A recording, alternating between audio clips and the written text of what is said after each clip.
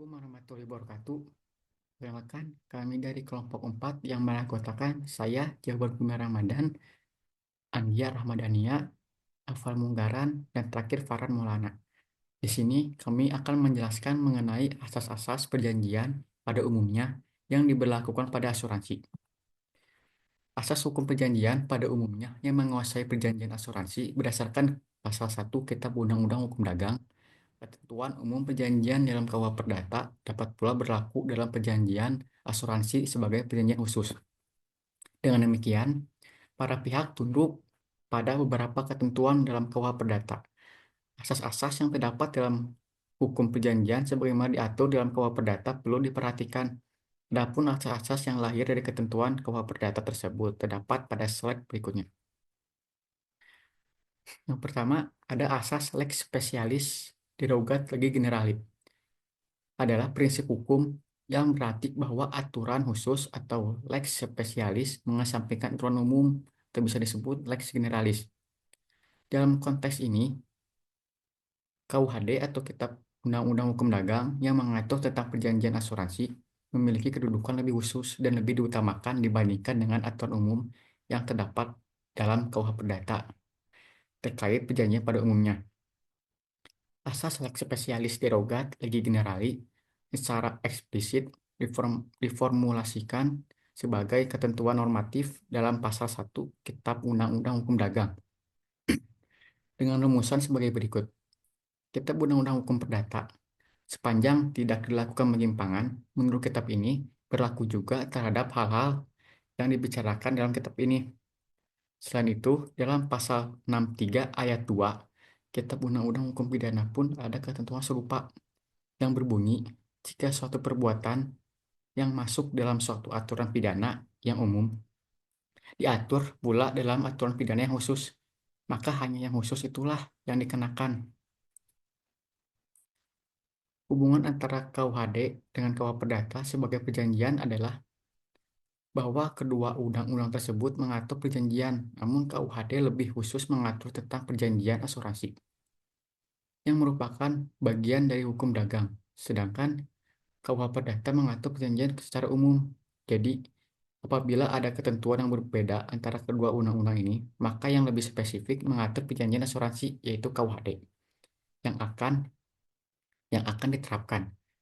Dan ketentuan yang ada dalam KUH Perdata hanya berlaku jika tidak ada pengaturan khusus dalam KUHD. Lalu yang kedua, ada asas-asas konsensual. Diambil dari salah satu syarat perjanjian, yaitu adanya kesepakatan kedua belah pihak.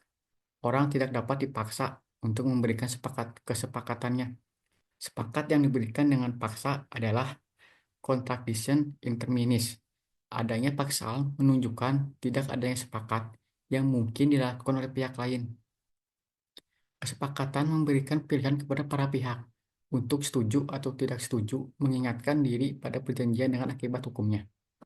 Maka dapat disimpulkan dalam pasal 1320 ayat 1 KUH Perdata yang mengatakan bahwa syarat sahnya perjanjian yaitu yang pertama, sepakat mereka yang mengikatkan dirinya. Yang kedua, kecakapan untuk membuat suatu perikatan. Yang ketiga, suatu hal tertentu. Yang terakhir, suatu sebab yang halal. Pasal 1320 ayat 1 menentukan bahwa perjanjian atau kontrak yang tidak sah jika dibuat tanpa adanya kesepakatan atau bisa disebut konsensus dari para pihak yang membuatnya.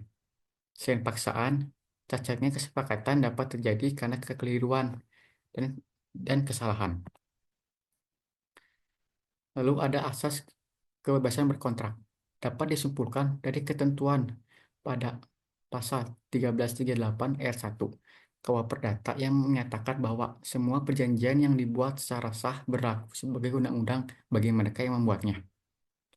Menurut Sultan Remi Syahdaini dalam Hukum Perjanjian Indonesia, ruang lingkup asas kebebasan berkontrak meliputi yang pertama, kebebasan untuk membuat atau tidak membuat perjanjian.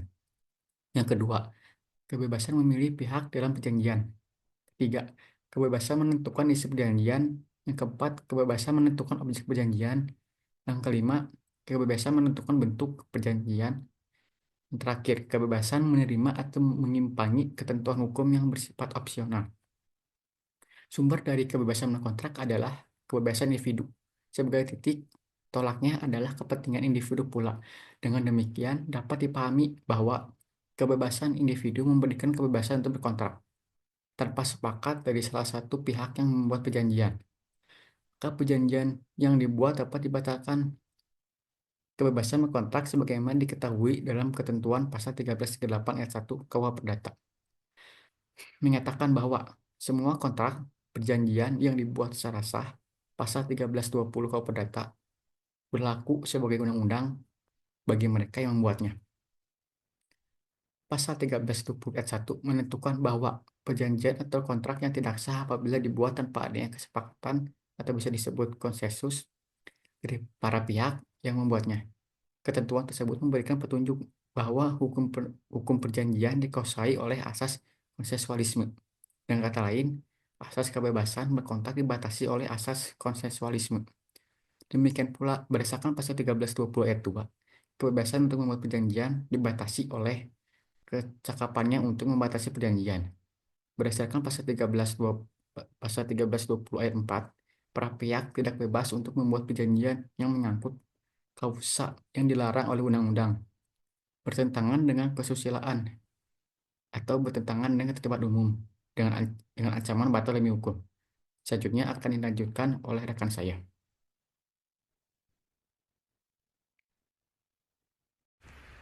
Selanjutnya yaitu asas persamaan hukum. Asas persamaan hukum adalah subjek hukum yang mengadakan perjanjian mempunyai kedudukan hak dan kewajiban yang sama dalam hukum dan tidak dibeda-bedakan antara satu sama lain. Asas ketentuan mengikat dari pasal 1338 ayat 1 KUH Perdata, apabila dihubungkan dengan perjanjian asuransi, berarti bahwa pihak penanggung dan tertanggung atau pemegang polis terikat untuk melaksanakan ketentuan perjanjian yang telah disepakatinya. Sebab perjanjian yang telah dibuat oleh para pihak memiliki kekuatan mengikat sebagaimana undang-undang yang memiliki akibat hukum, hanya saja berlaku bagi mereka yang membuatnya. Selanjutnya ada asas kesederajatan. Asas kesederajatan dalam suatu perjanjian, para pihak mempunyai kedudukan yang sederajat atau sama, sehingga salah satu pihak tidak berkedudukan lebih tinggi dari yang lain, sama halnya dengan suatu perjanjian tidak dapat dibatalkan secara sepihak. Sesuai pasal 1338 ayat 2 menyatakan bahwa suatu perjanjian tidak dapat ditarik kembali selain dengan sepakat kedua belah pihak, atau karena alasan-alasan yang oleh undang-undang dinyatakan cukup untuk itu.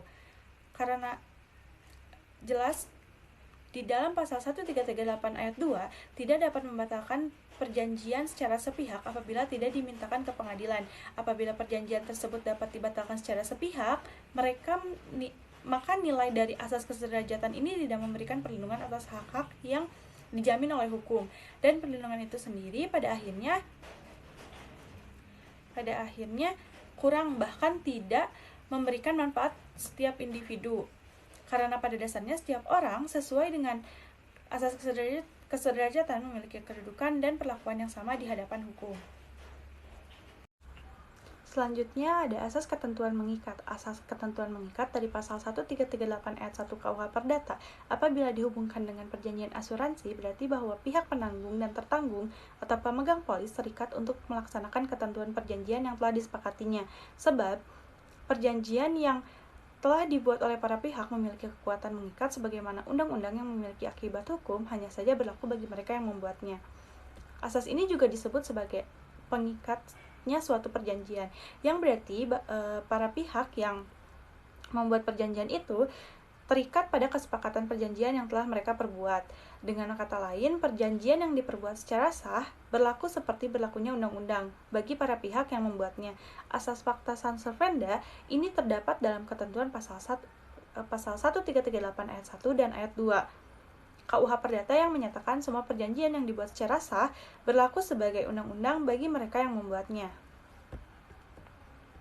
Perjanjian tersebut tidak dapat ditarik kembali kecuali dengan sepakat kedua belah pihak atau karena alasan oleh undang-undang yang dinyatakan cukup untuk itu. Dari perkataan berlaku sebagai undang-undang dan tidak dapat ditarik kembali, berarti bahwa perjanjian mengikat para pihak yang membuatnya. Bahkan Perjanjian tersebut tidak dapat ditarik kembali tanpa persetujuan pihak lawannya. Berarti para pihak harus mentaati apa yang mereka sepakati bersama. Pelanggaran terhadap isi perjanjian oleh salah satu pihak menyebabkan pihak lain dapat melakukan tuntutan atas dasar rekuan prestasi dari pihak lawan. Asas ini berarti siapa yang berjanji harus menepatinya atau siapa yang berutang harus membayarnya. Suatu hal yang penting yang perlu diperhatikan bahwa perjanjian tidak hanya mengikat untuk hal-hal yang dengan tegas dinyatakan di dalamnya, tetapi juga untuk segala sesuatu yang menurut sifat perjanjian diharuskan oleh kepatutan, kebiasaan, atau undang-undang. Selanjutnya itu asas kepercayaan. Asas kepercayaan mengandung arti bahwa mereka yang mengadakan perjanjian melahirkan kepercayaan di antara kedua belah pihak, bahwa satu sama lain akan memenuhi janjinya untuk melaksanakan prestasi seperti yang sudah diperjanjikan. Ketentuan ini berlaku pula bagi perjanjian asuransi, sehingga pemegang polis dan penanggung terikat untuk memenuhi penanggung terikat untuk memenuhi perjanjian yang telah dibuatnya. Selanjutnya ada asas keseimbangan. Asas keseimbangan adalah satu asas yang menghendaki kedua belah pihak memenuhi dan melaksanakan perjanjian. Dalam perjanjian asuransi, hak dan kewajiban tertanggung adalah membayar premi dan menerima pembayaran ganti rugi. Sedangkan hak dan kewajiban penanggung adalah premi dan memberikan ganti rugi atas objek yang dipertanggungkan. Asas keseimbangan dalam perjanjian asuransi berarti adanya hubungan yang seimbang antara hak dan kewajiban masing-masing pihak yang terlibat dalam kontrak. Dalam hal ini, penanggung dan tertanggung memiliki hak dan kewajiban yang harus dipenuhi secara adil, yaitu ada hak penanggung menuntut pembayaran premi dan tertanggung sesuai ketentuan yang disepakati. Kewajiban penanggung yaitu memberikan perlindungan atau pengganti kerugian sesuai dengan kondisi yang tercantum dalam polis asuransi jika terjadi kerugian yang dijamin. Hak tertanggung yaitu mendapatkan pembayaran klaim asuransi sesuai dengan ketentuan dalam polis jika terjadi resiko yang dijamin. Yang terakhir, kewajiban penanggung yaitu membayar premi kepada penanggung sesuai dengan ketentuan yang disepakati. Asas ini mengedepankan prinsip bahwa tidak boleh ada pihak yang dirugikan secara tidak wajar atau tidak seimbang dalam perjanjian, dan keduanya harus memenuhi kewajiban mereka sesuai dengan yang disepakati.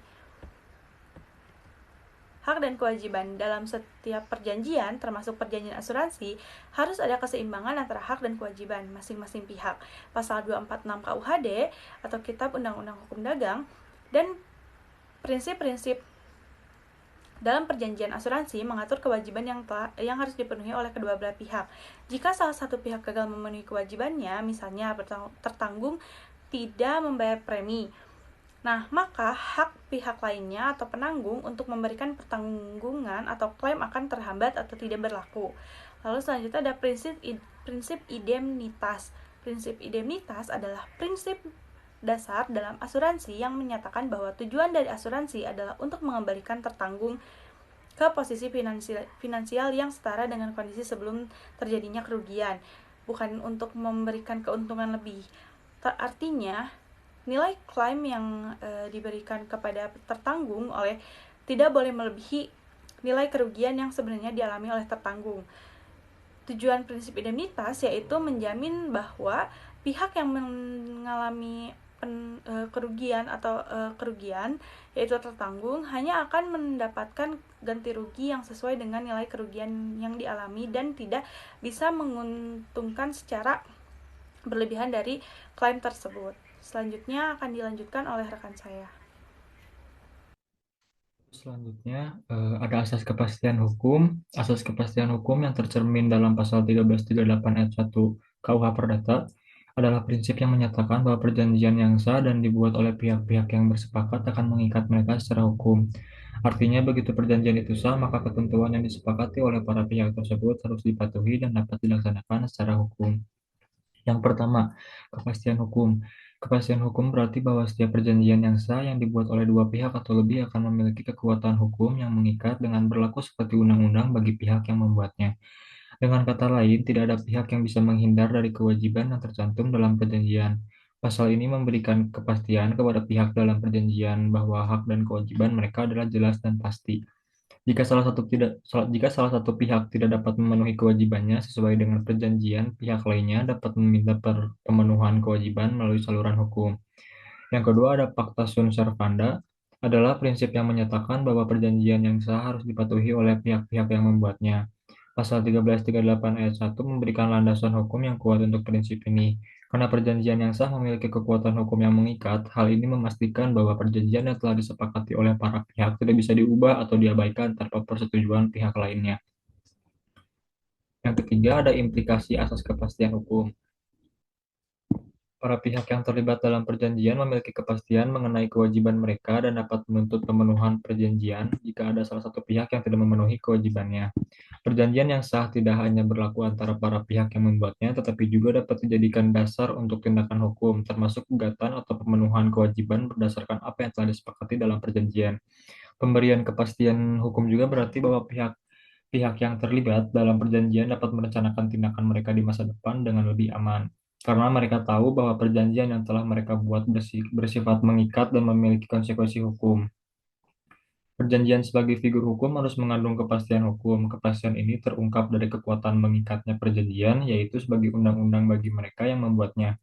Selain itu, dalam pasal 1338 ayat 1 KUH Perdata yang menyatakan bahwa perjanjian itu tidak dapat ditarik kembali selain dengan sepakat kedua belah pihak atau karena alasan yang oleh undang-undang dinyatakan cukup untuk itu. Lalu selanjutnya ada asas etikat baik. Pasal 1338 ayat 3 KUH Perdata menegaskan bahwa perjanjian harus dilaksanakan dengan etikat baik. Asas ini berlaku untuk semua perjanjian termasuk asuransi dengan mempertimbangkan kenalaran dan kepatutan pasal 1339.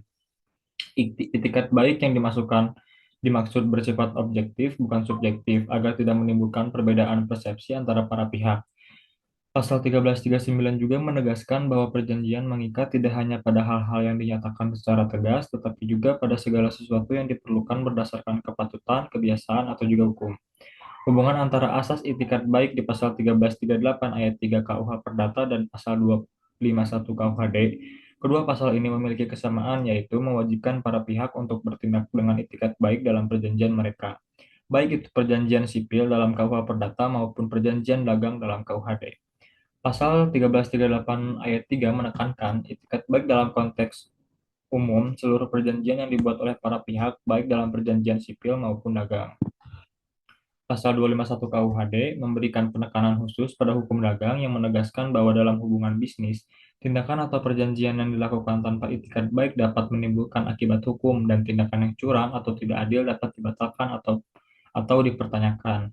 Asas itikat baik pasal 1338 ayat 3 dan pasal 251 KUHD menunjukkan bahwa prinsip itikat baik yang diatur dalam pasal 1338 ayat 3 KUH Perdata untuk semua perjanjian memiliki keterkaitan atau hubungan erat dengan pasal 251 yang khusus mengatur perjanjian dalam hukum dagang.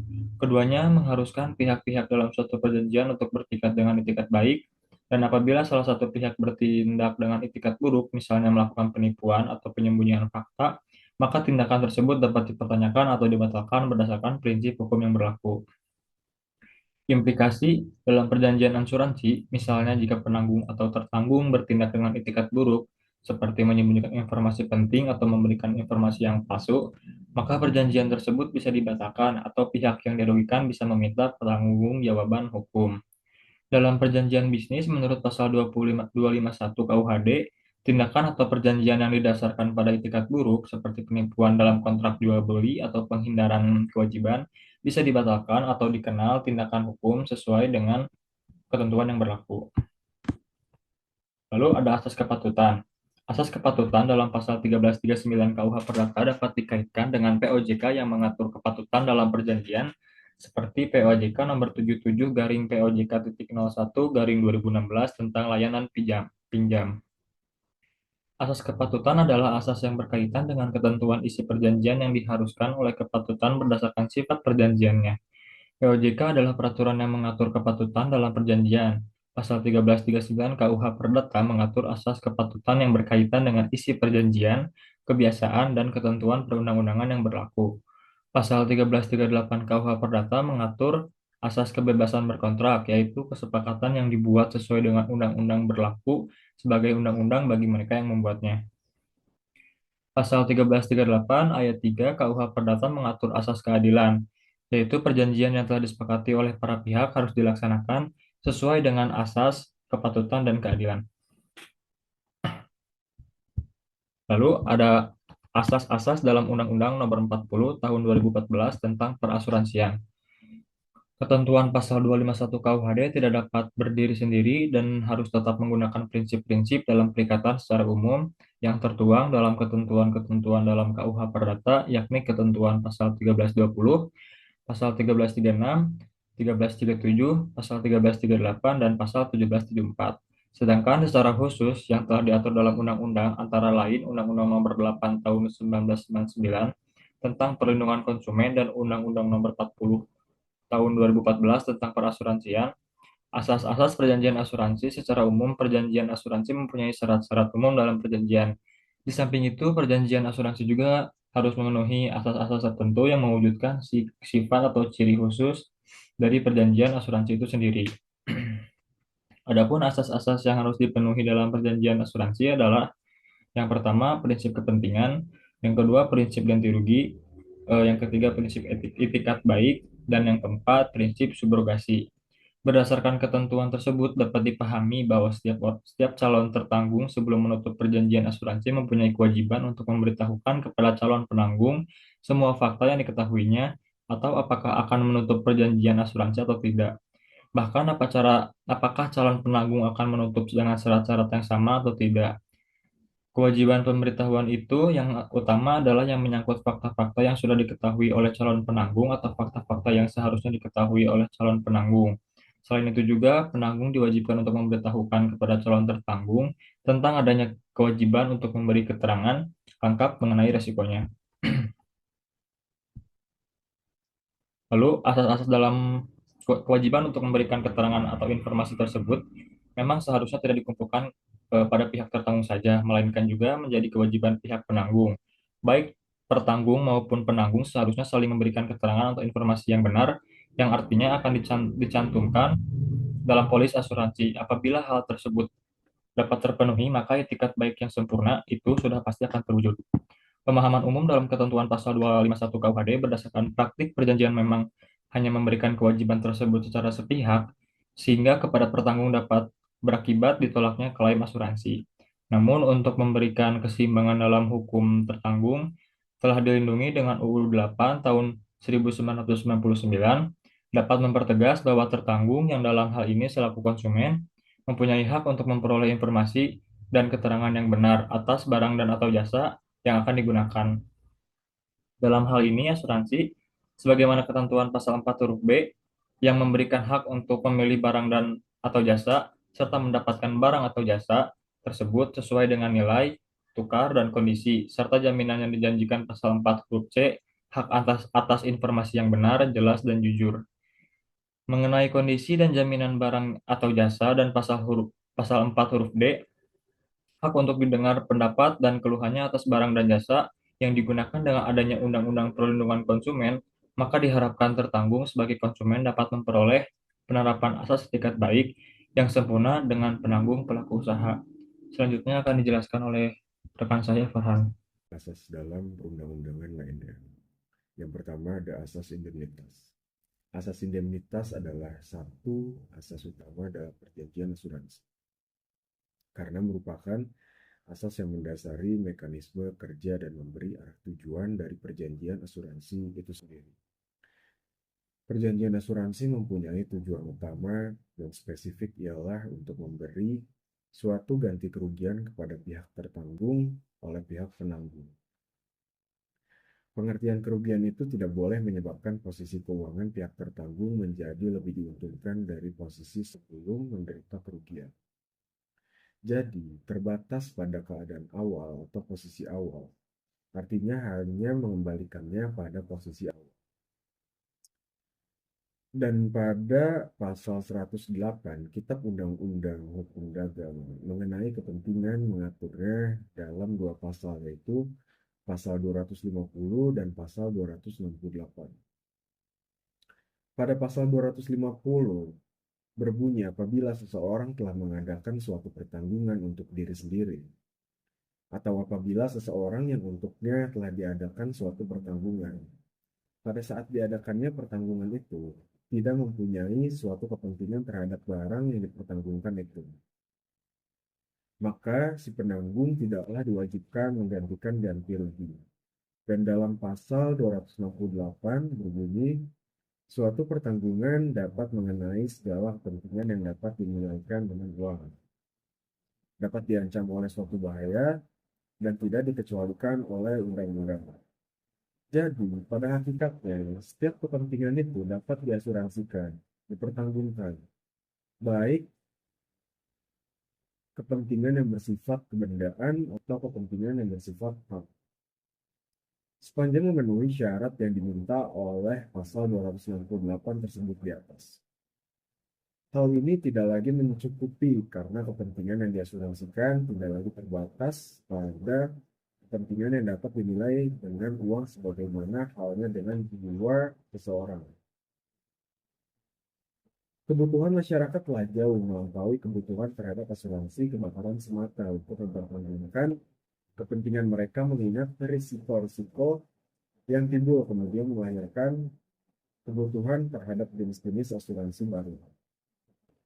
Batasan atas objek asuransi dalam pasal 268 Kitab Undang-Undang Hukum Dagang meliputi objek asuransi atas kepentingan yang dapat dinilai dengan uang, dapat diancam bahaya, tidak dikecualikan oleh undang-undang, sudah tidak sesuai dengan praktik industri asuransi sejak lama. Selanjutnya, asas kepentingan yang dapat diasuransikan atau insurable interest. Asas kepentingan yang dapat diasuransikan merupakan asas utama kedua dalam perjanjian asuransi atau pertanggungan. Maksudnya adalah bahwa pihak tertanggung mempunyai keterlibatan sedemikian rupa dengan akibat dari suatu peristiwa yang belum pasti terjadinya dan yang bersangkutan menjadi menderita kerugian. Setiap pihak yang bermaksud mengadakan perjanjian asuransi yang mempunyai kepentingan yang dapat diasuransikan, maksudnya ialah bahwa pihak tertanggung mempunyai keterlibatan sedemikian rupa dengan akibat dari suatu peristiwa yang belum pasti terjadinya dan yang bersangkutan menjadi menderita kerugian. Selanjutnya, asas kejujuran yang sempurna dalam perjanjian asuransi. Asas ini lazim juga dipakai istilah-istilah lain, yaitu itikat baik yang sebaik-baiknya. Asas kejujuran ini sebenarnya merupakan asas bagi setiap perjanjian, sehingga harus dipenuhi oleh para pihak yang mengadakan perjanjian. Asas kejujuran ini sebenarnya merupakan asas bagi setiap perjanjian, sehingga harus dipenuhi oleh para pihak yang mengadakan suatu perjanjian. Tidak dipenuhinya asas ini, pada saat akan menutup suatu perjanjian, akan menyebabkan adanya cacat kehendak. Sebagaimana makna dari seluruh ketentuan-ketentuan dasar yang diatur oleh pasal 1320 sampai 1329 Kitab Undang-Undang Hukum Perdata. Bagaimanapun, juga itikat baik juga merupakan satu dasar utama dan kepercayaan yang melandasi suatu perjanjian dan hukum pada dasarnya juga tidak melindungi pihak yang beritikat buruk. Selanjutnya ada asas subrogasi. Jadi bagi penanggung, meskipun tidak mempengaruhi sah atau tidaknya perjanjian asuransi, perlu dibahas. Karena merupakan salah satu asas perjanjian yang selalu ditegakkan pada saat-saat keadaan tertentu. Dalam rangka menerapkan asas pertama, perjanjian asuransi ialah dalam rangka tujuan memberikan ganti rugi, ialah asas indemnitas. Di dalam Kitab Undang-Undang Hukum Dagang, asas ini secara tegas diatur dalam pasal 284 yang berbunyi seseorang penanggung yang telah membayar kerugian suatu barang yang dipertanggungkan mengantungkan dalam segala hak yang diperolehnya terhadap orang-orang ketiga berhubungan dengan menentukan kerugian tersebut. Dan si tertanggung itu adalah yang bertanggung jawab untuk setiap perbuatan yang dapat merugikan hak si penanggung terhadap orang-orang ketiga itu. Selanjutnya, asas subrogasi bagi penanggung. Seperti diatur pada pasal 284 Kitab Undang-Undang Hukum Dagang, yaitu suatu asas yang merupakan konsekuensi logis. Asas indemnitas, mengingat tujuan perjanjian asuransi itu adalah untuk memberikan ganti kerugian. Maka tidak adil apabila tertanggung karena adanya terjadi suatu peristiwa yang tidak diharapkan menjadi diuntungkan. Artinya tertanggung di samping sudah mendapat ganti kerugian dari penanggung, masih memperoleh pembayaran lagi dari pihak ketiga, meskipun ada alasan hak untuk itu. Subrogasi dalam asuransi adalah subrogasi berdasarkan undang-undang. Oleh karena itu, asas subrogasi hanya dapat ditegakkan apabila memenuhi dua syarat berikut. Syarat yang pertama, apabila tertanggung di samping mempunyai hak terhadap penanggung, masih mempunyai hak-hak terhadap pihak ketiga. Syarat kedua, hak tersebut timbul karena terjadinya suatu kerugian. Pada umumnya, asas subrogasi ini secara tegas diatur pula sebagai syarat polis dengan perumusan sebagai berikut. Di sini terdiri dari 3 poin. Poin yang pertama, sesuai dengan pasal 284 Kitab Undang-Undang Hukum Dagang. Setelah pembayaran ganti rugi atas harta benda yang dipertanggungkan dalam polis ini, maka penanggung menggantikan tertanggung dalam segala hak yang diperolehnya terhadap pihak ketiga sehubungan dengan ganti kerugian tersebut. Subrogasi pada ayat tersebut di atas berlaku dengan sendirinya tanpa memerlukan suatu surat khusus dari tertanggung. Poin kedua, tertanggung tetap bertanggung jawab merugikan hak penanggung terhadap pihak ketiga. Jadi, pada perjanjian asuransi, asas subrogasi dilaksanakan baik berdasarkan undang-undang maupun berdasarkan perjanjian. Poin 3, polis sebagai dokumen perjanjian asuransi. Lalu di sini kelompok kami mengambil sumber referensi dari buku yang berjudul Aspek Hukum Perjanjian Asuransi, karya Tuti Rasmiko. Sekian pemaparan materi dari kelompok kami. Terima kasih. Assalamualaikum warahmatullahi wabarakatuh.